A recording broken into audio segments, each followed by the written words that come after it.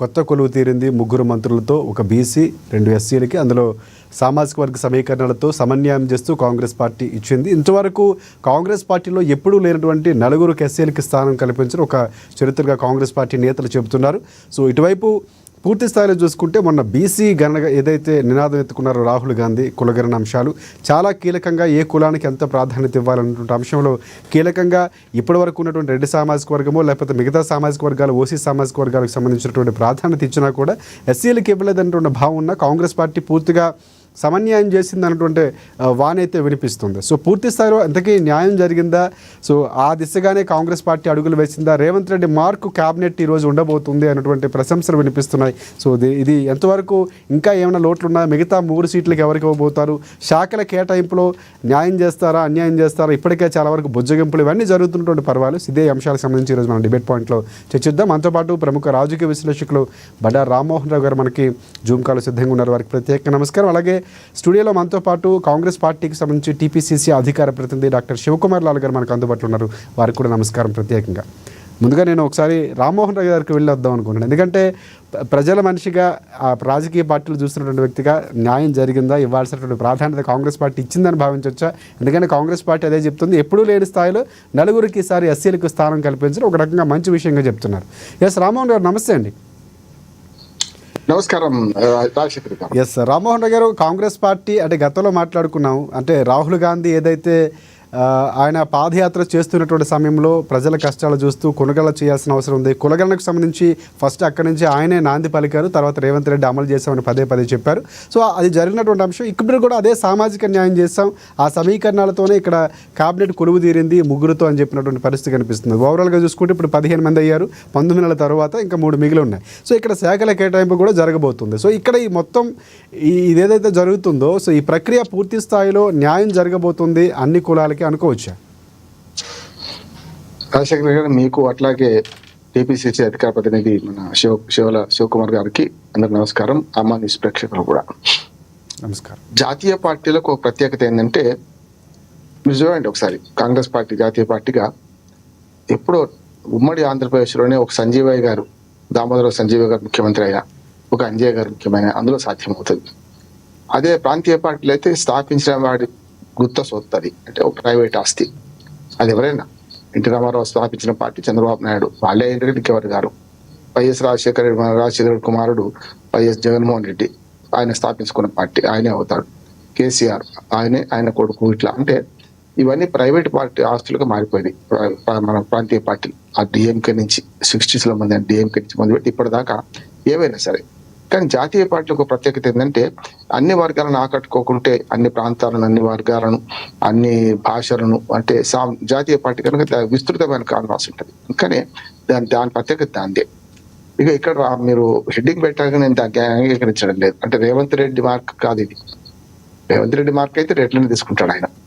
ఒక మాట చెప్తున్నాను, అంటే విమర్శ కాదు, అంటే అది ఉద్దేశం ఒకసారి ఎక్స్ప్లెయిన్ చేస్తాం మీకు. అందుకే ప్రధానంగా నేనే చివరి ముఖ్యమంత్రి అయ్యే అవకాశం కూడా ఉంది, అందరికీ న్యాయం చేయాలి. ఏదైతే కేసీఆర్ గతంలో దళితులు సీఎం చేస్తా ఉన్నారో అలాంటి ఒక నినాదంతో మేము ముందుకు వెళతాం, అంటే అలాంటి వ్యాఖ్యలు చేయకపోయినా భవిష్యత్తులో అయితే అవ్వచ్చు అనేటువంటి మాటలు కూడా మాట్లాడారు. కాబట్టి ఏమో ఆ దిశగానే ఆయన ప్రయాణం చేస్తున్నారు, అందుకే ఎంపిక జరిగిందేమన్న ఉద్దేశంతో ఈరోజు ఆ ట్యాగ్ లైన్ కావచ్చు. అంటే దాన్ని తప్పట్లేదు, కానీ జనరల్ ఏంటంటే రేవంత్ రెడ్డి గారు ఎమ్మెల్సీ ఎన్నికలప్పుడు కూడా అభ్యర్థుల ఎంపికల పాపము, అంటే నా ఉద్దేశం మంచిది అంటున్నాను. ఇప్పుడు జాతీయ పార్టీకి రేవంత్ రెడ్డి అయినా ఒకటే, ఆనాడు రాజశేఖర రెడ్డి గారే ఓ రకంగా చెప్పాలంటే మేరునగ ధీరుడు. కాంగ్రెస్ పార్టీలో ఓ రకంగా 26 సీట్ల నుంచి ఆయన 2004లో అధికారంలో తీసుకురాగలిగాడు పార్టీ. అందుకని అటువంటి ఆయన కూడా పార్టీకి భద్రుడే ఉండాల్సిందే. అంటే జాతీయ స్థాయి పార్టీలకు నాయకత్వం, అధిష్టానం ఢిల్లీలో ఉంటుంది కనుక ఆ మార్క్ అంటున్నాడు. ఇవాళ మేమెంతో మాకంతా అనే కుల చైతన్యం పెరిగిన సందర్భంలో కాంగ్రెస్ పార్టీ, ముఖ్యంగా రాహుల్ గాంధీ తీసుకున్న నిర్ణయం, మల్లికార్జున ఖర్గే గారు దళితుడైన ఆయన నాయకుడిగా ఉన్నాడు పార్టీకి, వీళ్ళు గాంధీ కుటుంబం ఎట్లా పెత్తనం ఉంటది. కానీ దాన్ని ఏమంటారంటే, రేవంత్ రెడ్డికి ఎంత బాధ్యత తక్కువ ఉంటే అంత మంచిది, ఆయన తప్పించుకోవడం. ఇంత రేవంత్ రెడ్డి మార్క్ ఎందుకు నేను కాదనంటే, ఆయనే ఒక సభలో మనందరం రెడ్లము చాలా ఎదగాలి, రెడ్లకే పాలించే అర్హత ఉంది, రెడ్లు 5 ఎకరాల నుంచి 10 ఎకరాలు, 10 ఎకరాల నుంచి 20 ఎకరాలు సంపాదించుకోవాలి సమాజంలో అని ఒక రెడ్డి మీటింగ్ మాట్లాడి విమర్శలు పారాయి ఆ మధ్యన. కనుక ఇవాళ నేను ఆ విమర్శ జోలికి పోను, కానీ రేవంత్ రెడ్డి గారికి కనుక మీరు నిర్ణయం చేసుకోవాలంటే 4 రెడ్లు వచ్చేవారు ఇంకా మళ్ళీ కొత్తగా కదా. అందుకని ఇప్పుడు వేం నరేందర్ రెడ్డి గారికి ఎమ్మెల్సీ సీట్ ఇప్పిద్దాం అనుకున్నాడు, కాలే కదా. అంటే ఆయన చేతిలో లేదు ఇప్పుడు. యాక్చువల్ గా నువ్వు ముఖ్యమంత్రివి, నీ టీం అంటూ మేము నిర్ణయిస్తాం అని నిర్ణయించారు. అదే రకంగా గత మంత్రివర్గంలో 12 మందిని అట్లాగే ఈ 3 కూడా అట్లాగే నిర్ణయించారని నేను అంటున్నాను. ఇది మంచిదే, ఎందుకంటే రేవంత్ రెడ్డి గారి మీద పెడితే పాలన చూసుకోవాలా లేకుంటే ఈ కుల పంచాయతీ పెట్టుకోవాలా ఆయన. కనుక నా ఉద్దేశం ఏంటంటే ఈ ఎంపికలో ఆయన ఎంత తక్కువ భాగస్వామ్యం ఉంటే అంత మంచిది. అట్లాగే జరిగిందని అంటారు. ఇక మీరు అన్న ప్రశ్నకు జవాబు చెప్తాను. సామాజిక సమీకరణ మాత్రం కొంతవరకు జరిగింది. అంటే దోనోళ్ళడైతే తీరు ఒక ఫైదా అవుతా అన్నట్టు ఇప్పుడు 4 రెడ్లు పోటీ పడటం వల్ల రెడ్లకు మొత్తమే ఆపేసి మిగతా వర్గాలకు సంతృప్తి ఇచ్చారు. ఇవాళ మన మంత్రివర్గంలో మొదలు 4 అనుకున్నారు, 6 మంత్రివర్గం 6 సీట్లు ఖాళీ ఉంటే 4 అనుకున్నారు, ఆఖరికి 3 కావడానికి ప్రధానమైన కారణం ఏంటంటే రెడ్లు 4-5 పోటీ పడుతున్నారు. ముఖ్యంగా అంటే పోటీ పడ్డ చాలా మంది, ఆ 3 మంత్రి పదవులకు 6 పోటీ పడుతున్నారు రెడ్లు. కనుక అట్లా దానికి ఆపి చేశారనుకుంటున్నారు. అంటే ఇందులో మొదటిసారి గెలిచిన వారికి కూడా కొంతవరకు స్థానాలు ఇవ్వటం, వారిని మంత్రిగా చేయటం చెప్తాను. అందుకనే యాక్చువల్ గా మొదటిసారి గెలిచి మా వాకిటి మన ఆయన గెలిచారు, మన శ్రీహరి గారు. దానికి కారణం ఏంటంటే ఇదే రేవంత్ రెడ్డి గారు గతంలో నీలం మధును ఉద్దేశించి ఇది మన పటంచెరు ఎమ్మెల్యే గెలిస్తే ముదిరాజులకు స్థానం ఇస్తాను తప్పనిసరి, మంత్రి పదవి గ్యారెంటీ ముదిరాజు ఎవరు గెలిచినా అని ఆయన హామీ ఇచ్చారు. ఒక చెప్పాలంటే ఇందులో రేవంత్ మార్క్ కనపడుతుంది. అంటే తప్పలేదు. గతంలో గత మంత్రివర్గంలో బీఆర్ఎస్ మంత్రివర్గంలో ఈటల రాజేందర్ గారు ముదిరాజు సామాజిక వర్గం ఇవాళ చాలా పెద్దది. అంటే ఎస్సీ ఎస్టీలో కంటే కలిపితే ఎంత ఉందో అంత ముదిరాజు సామాజిక వర్గం ఉంటది. కనుక వాళ్ళు డిమాండ్ ఉంటది కనుక ఇస్తామన్నారు. వాకిటి శ్రీహరి గారు ఒక్కడే గెలిచిండు కనుక ముదిరాజు సామాజిక వర్గాన్ని నుంచి. అసలు మొత్తం విచిత్రం ఏంటంటే బీసీలు మొత్తం కాంగ్రెస్ పార్టీ నుంచి కలిసి 7గురిలో ఇప్పుడు 3 మంత్రుల్లో ఉన్నారు. ఒకరేమో కొండా సురేఖ గారు, ఓరేమో పొన్నం ప్రభాకర్ గారు, అట్లాగే ఇప్పుడు 3వ వ్యక్తి వచ్చింది. అంటే ఒకసారి గెలిచిన అనిపించిందంటే ఆయన అంతకుముందు నుంచి మొదటి నుంచి ఉన్నాడు కదా, కింది స్థాయి నుంచి అంటే మండల స్థాయి నుంచి జెడ్పీటీసీ స్థాయి నుంచి ఒక మక్తలు మున్సిపాలిటీ నుంచి మొదలు పెడితే అన్ని స్థానాల్లో కాంగ్రెస్ పార్టీ నుంచి పోరాడండి ఆయన. ఎక్కడ కూడా పార్టీ ఫిరాయిపుతారు కాదు అక్కడ శ్రీహరి. అందుకనే అది ప్రాధాన్యత తగ్గింది. ఒకేసారి గెలిచిన మీరు అన్నది కరెక్ట్, ఒకేసారి గెలిచినా కూడా నేనేమంటున్నా సామాజిక సమీకరణలు కరెక్టే కానీ భౌగోళిక సమీకరణలో కొంత వెనుకబడి పోయింది. ఇప్పుడు ఉదాహరణకు గతంలో 4 ఉమ్మడి జిల్లాల నుంచి ప్రాధాన్యత ఏం లేదు. ఆదిలాబాద్, నిజామాబాద్, రంగారెడ్డి, హైదరాబాద్. కానీ ఆదిలాబాద్ నుంచి మనం ఎవరైతే హామీల అంటే షరతులతో వచ్చిన వివేక్ గారికి పదవి ఇవ్వడం, దాంతో ఆదిలాబాద్ కొంచెం సంతృప్తి. కానీ భౌగోళికంగా ఇప్పుడు సామాజికంగా వర్గంగా సమతుల్యత వచ్చింది. కానీ భౌగోళికంగా చూస్తే నిజామాబాద్ నుంచి ఎవరు లేరు మంత్రి, రంగారెడ్డి, హైదరాబాద్ నుంచి ఎవరు లేరు. హైదరాబాద్ నుంచి లేకపోవడానికి ప్రధాన కారణం ఏంటంటే హైదరాబాద్ నుంచి ఎవరు గెలవలేదు. ఒక్కడికి గెలిచిన నాకెందుకు మంత్రి పదవి ఇవ్వరు అని మల్లెడ్డి రంగారెడ్డి గారు గతంలో అన్నారు. దానికి ఒక ఛాలెంజ్ కూడా చేశారు. నా కులమే అర్థమైతే నేను దానికి రాజీనామా చేసి అక్కడి నుంచి ఒక బీసీని పెట్టండి మీరు, నేను గెలిపించి అక్కడే సార్ రంగారెడ్డి జిల్లాకు మంత్రి పదవి ఇవ్వండి అంటాడు. అందుకని ఆయన అసంతృప్తిలో న్యాయం ఉన్నది. ఆయన ఏమంటున్నాడంటే 1 కోటి మంది జనాభాకు ప్రాతినిధ్యం లేకుంటే కోటి కాదు 1,20,00,000 అంటే 1/3 జనాభా గ్రేటర్ హైదరాబాద్ లోపల 1,20,00,000 మంది జనాభా ఉంటారు కదా, 29 సీట్లు కదా, 29 అసెంబ్లీ సీట్లకు ప్రాతినిధ్యం లేకపోతే ఎట్లా అని ఆయన ప్రశ్న. అందుకని అసంతృప్తి ఉన్నది అలిగిండు. ఇప్పటికే వివేక్ గారును అట్లాగే పిసిసి అధ్యక్షుడు లేకుంటే మన వీళ్ళందరూ పోయి ఆయన బుద్ధగించారు. అట్లానే షరతులతో వచ్చిన ఇంకొక రాజగోపాల్ రెడ్డి గారు, ఆయన కూడా పదవి తక్కడే, ఆయన కూడా అలిగి ఉన్నాడు. ఈ అసంతృప్తులు ఇప్పుడు అధికారంలో ఉన్నది కనుక పార్టీ పోకపోవచ్చు, కానీ ఈ అసంతృప్తి నుంచి ఖచ్చితంగా రాజుకున్నది నీకు కొంచెం అసంతృప్తి పెరిగే అవకాశం ఉంటది. కానీ ఇప్పుడు అధికారంలో ఉన్నప్పుడు ఎవరు బయటకు పోరు కనుక కొంతవరకు ఆ అసంతృప్తిని వెలగక్కిండ్రు. ఇప్పటికే భుజగింపు నష్ట నివారణ చర్యలు తీసుకుంటున్నారు. ఇంకొక సమీకరణ కూడా ఇందులో లేదంటున్నాను నేను. ఎందుకంటే విధాన మండలి 40 సీట్లు ఉన్నాయి, విధానసభ 119 సీట్లు. ఈ 119 ఆ 40 కలిపితేనే 159 అవుతున్నాయి.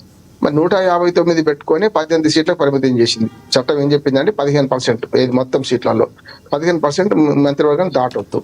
మరి 40 సీట్లకు ఉన్న విధాన మండలికి ప్రాతినిధ్యం ఉండాలి కదా, ఇప్పుడు తెలియదు కదా. అందరు మంత్రులు విధానసభ నుంచి ఎన్నికైన వాళ్ళే ఉన్నారు. మరి విధాన మండలి నుంచి మంత్రులు ఎవరు కావాలి అనే ఒకటి ఆ లోటు అట్లాగే ఉన్నది. ఏదైనా సరే ఈసారి దళితుల నుంచి 2 తీసుకోండి, మాదిగా 2 వర్గాల నుంచి తీసుకోవడం, అట్లానే ఒక బీసీ నుంచి ముదిరాజు సామాజిక వర్గానికి ఇవ్వడంతో సామాజిక సమీకరణలో మేము ముందున్నాం. అని మాత్రం పార్టీ చాటింది. ప్రాంతీయ పార్టీలకు జాతీయ పార్టీలకు ఉన్న తేడా ఇది. జాతీయ పార్టీల్లో ఖచ్చితంగా సామాజిక సమీకరణలో కొంతవరకు న్యాయం జరుగుద్దని మనం విశ్వసించవచ్చు. రైట్ మనకి కాంగ్రెస్ పార్టీకి సంబంధించి టీపీసీసీ అధికార ప్రతినిధి శివకుమార్ లాల్ గారు ఉన్నారు. శివకుమార్ లాల్ గారు నమస్తే అండి. సో ప్రధానంగా అంటే మీ పార్టీలో సమన్యాయం చేస్తాం, కాంగ్రెస్ పార్టీ అంటేనే బడుగు బలహీన వర్గాలకు సంబంధించినటువంటి పార్టీగా పేరు ఉంది అన్నటువంటి నేపథ్యంలో ఈసారి ఎప్పుడూ లేనటువంటి, ఇందాక రామ్మోహన్ రావు గారు మాట్లాడినట్టు ఒక రకంగా అడిగింది భౌగోళికంగా న్యాయం జరగాల్సి ఉందన్నటువంటి అంశాలు కూడా ఆయన క్లియర్ కట్గా మాట్లాడినటువంటి సందర్భాలు ఉన్నాయి. మీరేమంటారు? ముందుగా ఏఎన్ఎన్ న్యూస్ ప్రేక్షకులకు, మీకు బండారు రామ్మోహన్ రావు గారికి నమస్కారం. అయితే నిన్న జరిగిన ఏదైతే మంత్రివర్గ విస్తరణలో చాలా మటుకు మనం కూడా గత డిబేట్లలో కూడా మాట్లాడడం జరిగింది. కాంగ్రెస్ పార్టీ మంత్రివర్గ విస్తరణ చేస్తుందా, లేకపోతే ఈ ఎవరైతే అసంతృప్తితో ఉన్న వాళ్ళని బుజ్జగిస్తుందా అనే రకంగా చాలా డిబేట్లలో చాలా ఛానళ్లలో మాట్లాడడం జరిగింది. కానీ ఖచ్చితంగా నేను మటుకు గంటాపదంగా చెప్పడం జరిగింది. సెలెక్టెడ్ మెంబర్స్ని ఆల్రెడీ హైకమాండ్ రిజర్వ్లో పెట్టింది. వాళ్ళు ఖచ్చితంగా వాళ్ళు అనుకున్న వాళ్ళకి ఇస్తారు. తర్వాత ఎవరైతే అసంతృప్తితో ఉన్నారో మాకు పదవులు రాలేదు, మంత్రి పదవులు రాలేదని వాళ్ళని మటుకు బుజ్జగింపుస్తారు. అది రెండోది, వాళ్ళు ఆశించి భంగపడ్డారు కాబట్టి కొంచెం వాళ్ళకి బాధ ఉంటుంది వేరే రకంగా. ఇప్పుడు ఇంకొకటి ఏమంటే మనం అనుకున్న దాంట్లో ఒక్క ఎమ్మెల్సీకి అని ఇప్పుడు తీసుకోలేదని చెప్పి మన బండారు రామ్మోహన్ గారు అన్నారు. సో ఆ దిశగా కూడా బహుశా నా హిసాబ్లో ఏమంటారు, అది సియాసత్ ఓనర్ ఎవరైతే అమీర్ అలీ ఎమ్మెల్సీ చేసి ఆయనకి ఇస్తామని చెప్పి మరి రిజర్వ్లో పెట్టినరు. ఎందుకు అది ఇంకా ఇవ్వలేదు అనేది ఒకటి. రెండవది, మన రామ్లమ్మ విజయశాంతి గారికి కూడా బీసీ ప్లస్ మహిళ అనే రకంగా కూడా అది చేస్తారు అనుకున్నారు. అది రిజర్వ్లో పెట్టినారు. మరి హైకమాండ్ నిర్ణయం ఏంటి, లేకపోతే పీసీసీ అధ్యక్షుడు, ముఖ్యమంత్రి వాళ్ళు మంత్రివర్గంలో ఏదైతే క్యాబినెట్లో ఏం నిర్ణయం తీసుకున్నారు, ప్లస్ హైకమాండ్ ఏం డిసిషన్ తీసుకుంది, మొత్తానికి 6 4 ఇస్తారు అనుకున్నాం, 3 అయితే ఇచ్చారు. ఇక్కడ కాంగ్రెస్ పార్టీ వ్యూహాన్ని ప్రయోగించింది అనుకోవచ్చు. ఇందాక రామ్మోహన్ రావు గారు చెప్తూ కూడా రెడ్లకే ఇస్తారేమో, లేకపోతే వేరే పేర్లు వినిపించినా కూడా వినిపించిన పేర్లు కొన్ని ఇందులో కనిపించాయి ఒక రకంగా చెప్పాలంటే. సో అంటే వ్యూహాత్మకంగా వెళ్ళింది అనుకోవచ్చు. అంటే మన రాజశేఖర్ గారు మనం మొదటి నుంచి మాట్లాడిన దాంట్లో ఈ లక్ష్మణ్ గారు ఒక్కరిదే పేరు అడిషనల్గా మనకు యాడ్ అయినట్టు తప్ప మిగతా వివేక్ ఇస్తారని మనం అనుకున్నాము, శ్రీహరికి ఇస్తారని అనుకున్నాము, తర్వాత విజయశాంతి గారికి ఇస్తారనుకున్నాము, తర్వాత సియాసత్ ఓనర్ అమీర్ అలీకి కూడా ఇస్తారని మనం ఫస్ట్లో అనుకున్నాము. ఇక్కడ మనం ఆలోచించిన దాంట్లో హైకమాండ్ రిజర్వ్ చేసి పెట్టిన దాంట్లో ఇంకా ఇద్దరిని బహుశా అమీర్ అలీని ఒకటి, విజయశాంతి గారిని నెక్స్ట్ విడతలు ఏమైనా వాళ్ళకి అడిషనల్గా ఇస్తారేమో తెలియదు. ఎందుకంటే ఇప్పుడు మనం అనుకున్న దాంట్లో అంటే గతంలో ఎమ్మెల్యే ఎలక్షన్లో కానీ ఎంపీ ఎలక్షన్లో కానీ మాదిగలకు అన్యాయం జరిగింది అనేది పదే చెప్పడము, తర్వాత ఏదైతే ఎస్సీ వర్గీకరణ చేస్తామనే రకంగా కూడా మనం చేసినాం అనేది రకంగా కూడా ప్రజలలో ఒక కాంగ్రెస్ పార్టీకి అది ఉంది. కానీ ఏదైతే మాదిగలకు రావాల్సిన సమన్యాయం జరగలేదు అనేది ఖచ్చితంగా మాట్లాడినారు. కాబట్టి ఈసారి మాదిగలకు ఈ సీటు ఖచ్చితంగా కేటాయించాలి, కేటాయించకపోతే ఇబ్బందులు జరుగుతాయనే రకంగా కూడా ఆలోచించి, మరి ఇంకొకటి ఏంటంటే రాజశేఖర్ గారు మాట్లాడినట్టు, లేదంటే బండారి రామ్మోహన్ రావు గారు మాట్లాడినట్టు ఇది ముఖ్యమంత్రి మార్క్ అని కూడా అనుకోవచ్చు. ఎందుకు అనుకోవచ్చు అంటే ఆల్రెడీ ఆయన మాదిగ సామాజిక వర్గంలో ఉన్న ఎమ్మెల్యేలకు అందరికీ పిలిచి చెప్పిండు, మీరు రెడీ ఉండండి, ఏకతాటిపడిన ఉండండి అనేది కూడా చెప్పిండు అనేది మనం వార్తలలో చూడడం జరిగింది. బహుశా అదొకటి. వివేక్ ఏమంటే ఎవరైతే వివేక్ వెంకటస్వామి V6 ఓనర్ ఎవరైతే ఉన్నారో ఆయన గర్వాపసి వచ్చినప్పుడు ఆయన కూడా అడగడం జరిగింది.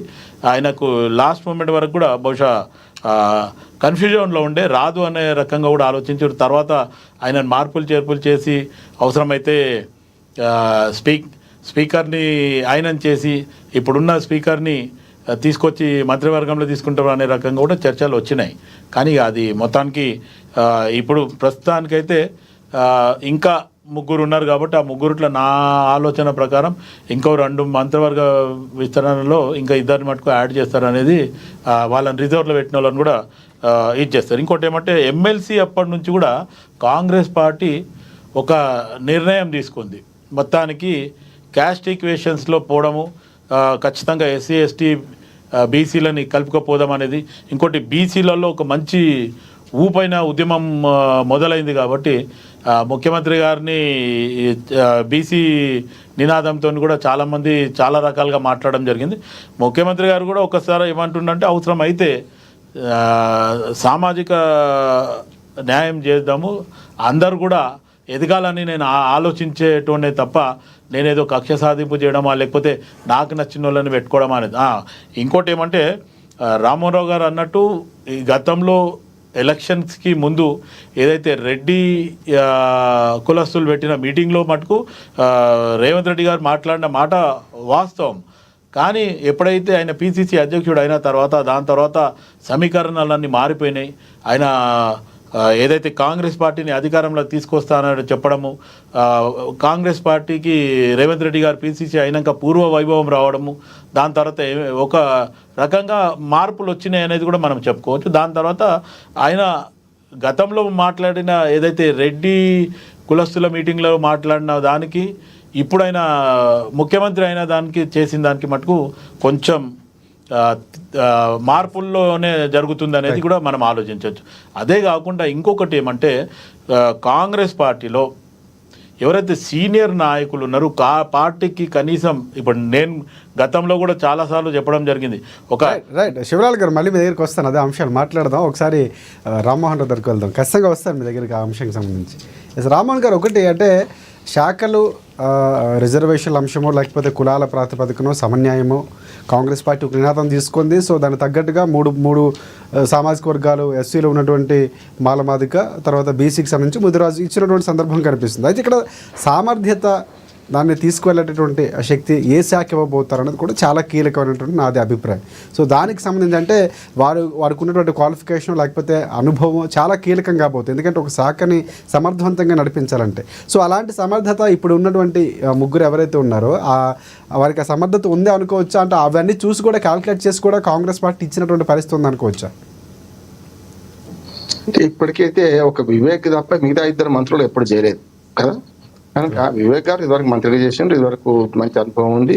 వెంకటేశ్వర తండ్రి ఆ వారసత్వంగా అన్నదమ్ములు ఇద్దరు కూడా వివేక్ కానీ వినోద్ కానీ రాజకీయాల్లో ఉన్నవాడు. కనుక వివేక్ పాలన సామర్థ్యం ఉంది, కాదంటలేదు. కానీ ఏది కూసు విద్య కాదు. రాజశేఖర్ గారు ఎప్పుడోసారి మొదలు పెట్టాల్సిందే కదా.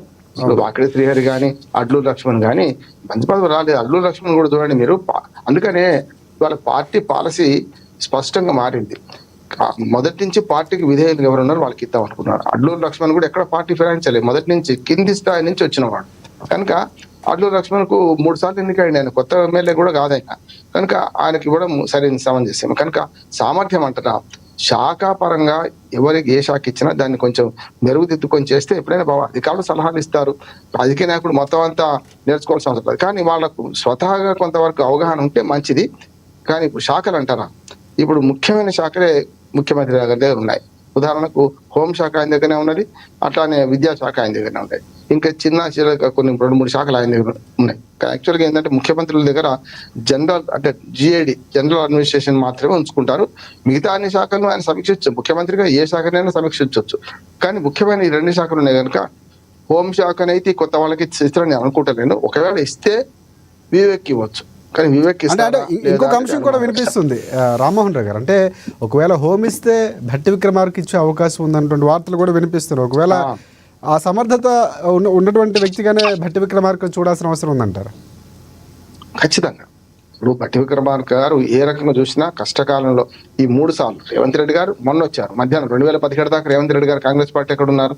కనుక 2014 నుంచి 18 కానీ 18 నుంచి 24 కానీ ఏదైతే 23 కానీ భట్టి విక్రమార్క గారు ఎప్పుడు కూడా ఒకసారి సిఎల్పి నాయకుడుగా ఉంటేనే కదా సిఎల్పిని విలీనం చేసుకున్నాక దళితుని సిఎల్పి లీడర్ గా చూడలేక మీరు కక్ష కట్టి చేశారని కేసీఆర్ మీదుగా అందరం అన్నాం కదా.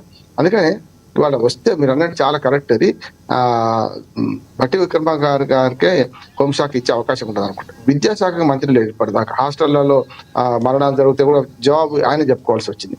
అట్లాగే సివిల్ సప్లైస్ భారీ నీటిపారుదల శాఖ 2 మంత్రిగా ఉత్తమ్ కుమార్ రెడ్డి గారు ఉన్నారు. ఇప్పుడు ఇట్లాంటివన్నీ కూడా కొంచెం ముఖ్యమైన శాఖలు ఈ 3 కూడా రిషఫల్ చేస్తారు. అందుకని చూడండి, మీరు నిన్న సాయంత్రమే శాఖలు ప్రకటిస్తారన్నారు, కాదు ఇవాళ మళ్ళీ రిషఫల్ చేస్తారని నేను అనుకుంటున్నాను. శాఖల ప్రకటన ఆలస్యం అదే జరుగుతుంది అనుకుంటున్నాను.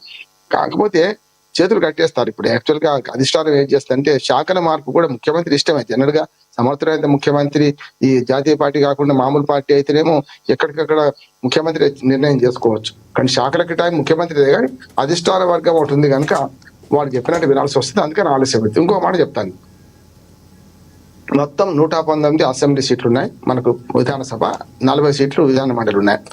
ఇందులో కొన్ని విషయాలలో కాంగ్రెస్ పార్టీ ఇంతకుముందు శివకుమార్ గారు అన్నట్టు ఎన్నికలప్పుడే మాదిగలకు అన్యాయం జరిగింది, తక్కువ సీట్లు ఇచ్చారు. అట్లానే బీసీలకు కూడా తక్కువ సీట్లు ఇచ్చారు. ఎక్కువ మంది ఓసీలు ముఖ్యంగా రెడ్లు ఎన్నికయ్యారు. అది వాళ్ళకి ఇప్పుడు గుదిబండ అయ్యింది. ఇప్పుడు చూడండి, 7 బీసీలు ఉంటే 3 మంత్రి పదవులు వచ్చినాయి. అంతకన్నా ఇయ్యరాదు కూడా. నిజంగా చెప్పానంటే మేమంతా మాకు అందాన్ని 42% ఇస్తామన్నారు. మొత్తం మంత్రివర్గంలో 42 అంటే 10కి 4 ఇవ్వాలి కదా. మళ్ళీ 8కి ఏమో అంటే 8 లేవు, 5 అదో 2 అంటే 6 పదవులు రావాలి బీసీలు. మరి అంటే వచ్చిన ప్రతి బీసీ ఎమ్మెల్యేకి అయితే ఇవ్వలేరు కదా. అందుకనే ఇవాళ సామర్థ్యం గిట్రా అనుకుంటే చాలా మంది మరి వేరే వాళ్ళు వస్తారు. సామాజిక సమీకరణ కలవదు, కానీ రాజకీయ సమీకరణ కలవదు కూడా. అందుకనే వాళ్ళు ఇచ్చారు. 119 మంది ఎమ్మెల్యేలు చూసుకుంటే ఎస్సీ ఎమ్మెల్యేలు 19 మంది ఉన్నారు, అన్ని పార్టీలు కలిపి. ఎస్టీ ఎమ్మెల్యేలు 12 మంది ఉన్నారు. మొత్తం 31 మంది ఎమ్మెల్యేలు ఎస్సీ ఎస్టీ లీగల్ గా వాళ్ళకి చట్టబద్ధంగా సీటు కేటాయించారు. కానీ అందులో కాంగ్రెస్ వాళ్ళకి మంత్రి పదవులు ఇవ్వగలుగుతారు కదా, మిగతా పార్టీకి ఇవ్వలేరు కదా. కానీ కాంగ్రెస్ పార్టీ నుంచి ఎన్నికైన వాళ్ళలో 6 మాదిగలు ఉన్నారు, ఒక 4-5 మాలలు ఉన్నారు. అందుకని ఇక్కడ మాల మాదిగ మధ్య సమతుల్యత చేయడానికి కూడా మాదిగలు 6 కలిసిపోయి మాకు ఎవరికి ఇచ్చినా సరే అని బ్లాంక్ చెక్ ఇచ్చారు కనుక వాళ్ళు కవ్వంపల్లి సత్యనారాయణ గారిని తీసుకుందాం అనుకొని మొదటి పేరు వచ్చినాడు. నేను ఆనాడే చెప్పాను, జాతీయ పార్టీలో ఏదైనా జరగవచ్చు, ఆయన మారుస్తారేమో అనుకున్నా. నేను కరెక్ట్ అది జరిగింది. ఒక టీవీ ఛానల్లో చెప్పినా కూడా నేను ఆనాడు, ఎందుకంటే ఆయన తెలుగుదేశం పార్టీ నుంచి వచ్చిన వాడు గతంలో. కానీ కట్టర్ మొదటి నుంచి కాంగ్రెస్ పార్టీలో ఉండి కింది స్థాయి పదవి నుంచి అట్లూరి లక్ష్మణ్కి ఇచ్చారు. వాళ్ళు ఏమన్నారు, మందర స్వామి కానీ అందరూ కూడా మనకు మన జుక్కల ఎమ్మెల్యేతో సహా అందరు ఏమన్నారంటే ఎవరికైనా ఒక్కరికి ఇస్తే మేము అందరికి అంగీకరిస్తామన్నారు, కానీ ఇచ్చేసాం. ఇప్పుడు రెడ్లు అట్లా లేదు. రెడ్లలో ఏమైందంటే ఎవరికి వాళ్ళు నాకే పదవిగా అంటారు. రాజగోపాల్ రెడ్డి ఏమంటున్నాడు, నేను ఫిరాయించేటప్పుడు చెప్పినా నేను మంత్రి పదవి ఇస్తాను మళ్ళీ పార్టీలోకి వచ్చారు ఆయన. ఇప్పుడు 4 రకాల సమీకరణం. సామాజిక సమీకరణం చెప్తాను సార్. సామాజిక సమీకరణం ఒప్పందం, సుదర్శన్ రెడ్డి ఒప్పందం కాదు, సుదర్శన్ రెడ్డి రాజగోపాల్ రెడ్డి ఒప్పందం. ఆయనే బహిరంగ చెప్పారు, నాకు హోమ్ అని కూడా ఆయన మనసులో మాట కూడా చెప్పేశారు ఆయన. అవును రాజశేఖర్ గారు, రాజగోపాల్ రెడ్డి గారు ఒకరు, అట్లాగే వివేక్ గారు, ఇద్దరు మాత్రం ఒప్పందం ఉంది. బీజేపీ నుంచి వచ్చింది కదా, అంటే వాళ్ళు కాంగ్రెస్ మొదటి నుంచి కాంగ్రెసే. కానీ వివేక్ 4 పార్టీలు మారిండు కదా. మొదలు కాంగ్రెస్ నుంచి బీఆర్ఎస్ పోయిండు, బీఆర్ఎస్ నుంచి బీజేపీకి పోయిండు, బీజేపీ నుంచి మళ్ళీ కాంగ్రెస్ కి వచ్చాడు. వచ్చేటప్పుడు చెప్పిండు, అందుకని ఆయన తోక సాధించాడు. ఏమన్నాడంటే, నాకు బీజేపీలో ఉంటే ఎన్నడో మంత్రి పదవి వచ్చేది, ఇప్పుడు దీనిలో కాదు, నాకు కేంద్ర మంత్రి వచ్చేది. బెదిరించాకనే కదా బెదిరించాడు ఆయన. అంటే అడగంది అమ్మాయినే పెట్టదు అన్నట్టు. అట్లాగే రాజగోపాల్ రెడ్డి కూడా అవరోధం ఏంటంటే, అన్నదమ్ములు ఇద్దరు కదా. ఇప్పుడు కోమటిరెడ్డి వెంకటరెడ్డికి ఇచ్చినప్పుడు ఇద్దరికి ఒకటే. నల్గొండలో ఇప్పటికీ రేట్లు 2 ఉన్నారు, ఉత్తమ్ కుమార్ రెడ్డి వీళ్ళు ఉన్నారు. ఈ సామాజిక సమీకరణలో తమ్ముడు కూడా ఇచ్చినామంటే ఇప్పుడు మీ కుటుంబ పార్టీ అంటారు కదా. అందుకని ఆయనకు అవరోధం అది. కానీ వివేక్ అవరోధం ఇంకోటి ఉండే, అది కూడా తీసేసాం. ప్రేమ్ సాగర్ రావు అని మంచిర్యాల ఎమ్మెల్యే ఆదిలాబాద్ నుంచి చేస్తే నేను మొదటి నుంచి పార్టీని పట్టుకెడుస్తున్నాను, ఎందుకు ఇవ్వరని వివేక్ అడ్డంగా తిరిగాడు. కానీ ఇప్పుడు వెలమ సామాజిక వర్గం ఆల్రెడీ ఒక ఎమ్మెల్యే ఉన్నాడు కనుక కొన్నిసార్లు కొన్ని సామాజిక వర్గాలకు ఈ సామాజిక సమీకరణ అన్యాయం జరుగుతుంది. అంతేందుకు శివకుమార్ గారు బాగా తెలుసు. అప్పుడు మన చంద్రబాబు నాయుడు మంత్రివర్గంలో చంద్రశేఖరరావుకి అన్యాయం ఏం జరిగింది, డిప్యూటీ స్పీకర్ దాకా ఎందుకు వచ్చిండు, మంత్రిగా అంతకుముందు మంత్రిగా రవాణా శాఖ మంత్రిగా ఉన్నవాడు. అంటే విజయరామారావు అంటే వెలమాయన ఉన్నాడు, ఆయనకి ఇచ్చిండ్రు ఖైరతాబాద్ ఎమ్మెల్యేకు. అటువంటి ఇంకో ఎమ్మెల్యే వెలమని తీసుకోవడం. అట్లాగే మనకు అక్కడ కూడా ఆంధ్ర నుంచి ఒక ఎమ్మెల్యే వెలమ, ఇద్దరిని తీసుకున్నాం. ఒకవేళ 2 వెలమలకు ఇచ్చిన తర్వాత మళ్ళీ ఎట్లా ఇస్తారు కనుక అప్పుడు ఆయనకి ఇవ్వలేకపోయారు. ఇప్పుడు సేమ్ జూపల్లి కృష్ణారావు గారు ఉన్నారు కనుక ఇప్పుడు ఈయనకు ప్రేమ్ సాగర్ రావు గారికి ఇవ్వలేరు కూడా. ఆయన ఒక్కడే కాదు, ఇప్పుడు దాదాపు 5-6 నలిగి ఉన్నారు. నష్ట నివారణ ఇంకోటి రామ్మోహన్ రావు గారు, ఇంకో ప్రధానంగా ఒకటి అంటే సీనియర్లు అంటే దీపాదాస్ మున్షి అయిపోయిన తర్వాత మీనాక్షి నటరాజన్ వచ్చారు. కొన్ని మార్పులు చేర్పులు కూడా చూసాం. అంటే ముందు నుంచి ఉన్నటువంటి పార్టీని అంటిపెట్టుకుని మొదల నుంచి ఉన్నవాళ్ళు, తర్వాత మధ్యలో వచ్చిన వాళ్ళు, పార్టీ గెలిచిన తర్వాత వచ్చిన వాళ్ళు, అంటే 3 విభాగాలు విభజించారు. వీరికి న్యాయం జరగబోతుంది. సో ఆ సమీకరణలు ఎక్కడైనా కనిపించాయి అంటారా నిన్న కానీ ఇప్పుడు ఉన్నటువంటి మంత్రివర్గంలో కానీ? నిన్న కనిపించినాయి. అంతకుముందు కొంత లేదు. ఉదాహరణకు అంతకుముందు ఎందుకు లేదంటే తుమ్మల నాగేశ్వరరావు గారు ఏంటిది టీఆర్ఎస్ నుంచి మొదలు టీడీపీ నుంచి టీఆర్ఎస్ పోయిండు, టీఆర్ఎస్ నుంచి మళ్ళీ ఇప్పుడు కాంగ్రెస్ లోకి వచ్చిండు కదా. కనుక ఆయనకి ఇవ్వడం అయితే అంటే నా ఉద్దేశం తలసాని శ్రీనివాసరావు యాదవ్ లాంటి వాడికి ఇచ్చి మంత్రి పదవి ఇచ్చడానికి పెద్ద దెక్కు లేదు అప్పుడు పార్టీ కనుక వాళ్ళే వీళ్ళు అంతా ఒకటే. అందుకనే సమీకరణలు గతంలో కొంచెం తక్కువ ఉన్నాయి, కానీ మొన్న ముగ్గురు ఇచ్చే విషయాల్లో ఇవన్నీ చూశారు. అందుకని దీపాదాస్ మున్షి పెద్దగా పార్టీ మీద పట్టు లేదు, పార్టీని ప్రభావితం చేయలేదు. ఆమె కేవలం పెత్తందారితనం చేసింది. శివకుమార్ గారు ఒప్పుకోకపోయినా ఆమె ఈ క్యాడర్కి అందుబాటులో లేరు, ఆమె లగ్జరీగా ఉన్నారు ఆమె. కానీ ఇప్పుడు వచ్చిన ఆమె రాహుల్ గాంధీ దగ్గర సాదాసీదా మనిషి, ట్రైన్లో ప్రయాణం చేస్తున్నారు. అట్లానే ఒక పరిశీలకురాలుగా ఒక దాని చాలా మంచి అబ్జర్వేషన్ ఉంది. ఆఖరికి గాంధీ భవన్ దీనికి తేడా ఖచ్చితంగా చూపెడుతున్నాడు. పార్టీకి గాంధీ భవన్ తేడా చూపించకపోతే ఒకసారి చురుక అంటింది కదా, ఏదో సెక్రటేరియట్ సమీక్ష చేసింది దాని మీద.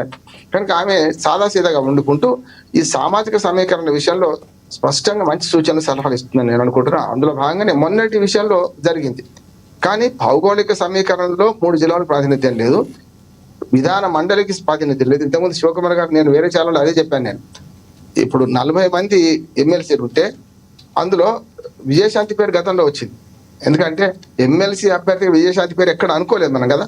అనుకోకుండా ఏం చేశారు, మన సియాసీ డైరెక్టర్ ఆయనకును ఇద్దరికి అవకాశం ఇచ్చారు. అలా కమ్యూనిస్ట్ పార్టీకి ఒకటి ఇచ్చారు సీటు. ఆ లెవెల్లో ఇప్పుడు నేను నా అంచనా ఏంటంటే ఒకవేళ మిగతా 3 పదవులు నింపుతాం అనుకుంటే నా అంచనా అయితే అది నింపారు. ఇప్పటిలో తెలంగాణలో సామెత ఉంది రాజశేఖర్ గారు, పెడతానంటే ఆశ, కొడతానంటే భయం. పెడతానంటే ఆశ పడతాం, కొడతానంటే భయపడి దూరం పోతాం.